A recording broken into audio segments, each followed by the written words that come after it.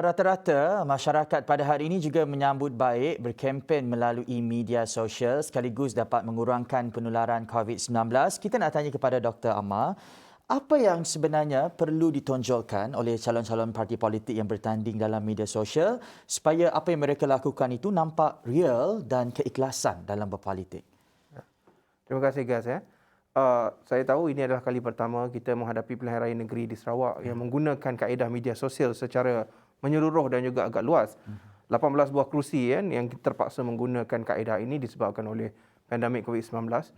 Bagi saya yang untuk menampakkan supaya nampak jelas, nampak real atau nampak nyata ini adalah kita perlu memanusiakan kaedah ataupun kempen yang dilakukan secara dalam talian. Tidak perlu untuk dibuat-buat. Antara kaedah yang paling jelas adalah dengan memperlihatkan apa yang mereka lakukan di dalam kempen dan menceritakan kepada pengikut-pengikut dan juga kepada orang ramai tentang kehidupan perjalanan kempen seharian mereka, termasuk mengadakan live seperti apa yang dilakukan oleh calon ataupun wakil rakyat ataupun calon yang dinyatakan oleh Gaz sebentar tadi.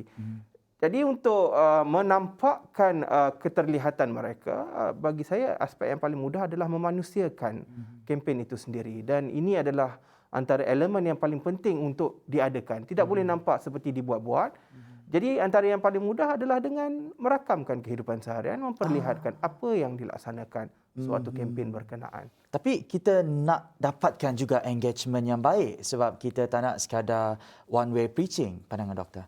Ya, mustahak tapi perkara yang perlu diperhatikan, kita tidak boleh terbawa-bawa dengan kadang-kadang kita tahu media sosial ini ada pelbagai jenis netizen.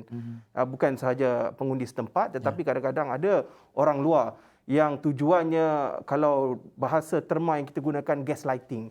Jadi calon-calon perlu bijak untuk mengenal pasti keadaan ini, tidak terperangkap dengan perangkap gaslighting tersebut dan memastikan mereka menjaga tata susila sewaktu melakukan engagement di dalam media sosial. Saya percaya calon-calon ataupun pengundi-pengundi ataupun bakal-bakal pengundi sentiasa ingin melihat apa yang ingin dibawakan.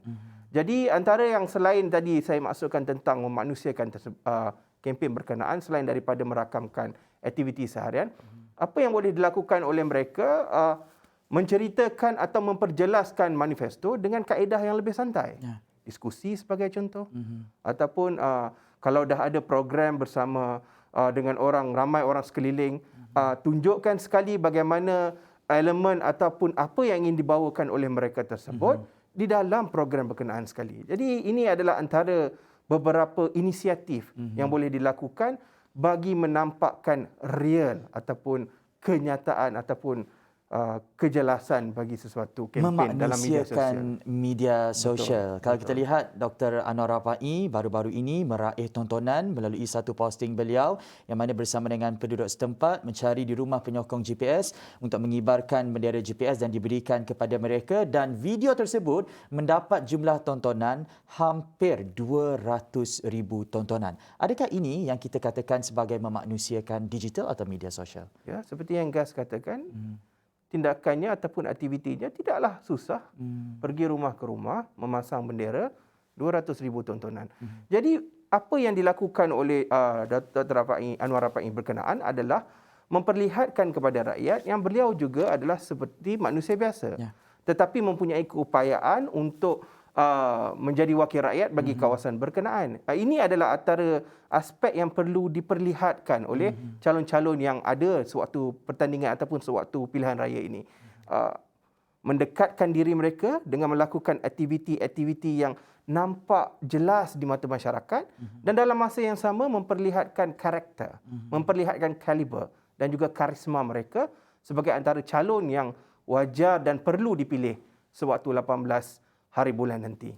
Hologram trailer itu didunangka oleh Dr. Anwar Rapai. Kempen LED truck Dun Batu Kawah oleh Datuk Seri Dr. Sim Kyu Hian. QR code juga digunakan oleh kedua-dua beliau untuk menunjukkan pembangunan yang telah dijalankan 4 tahun, 5 tahun ke belakang. Dan ini memberi kepada bilangan likes, share dan view kepada apa yang mereka siarkan di media sosial.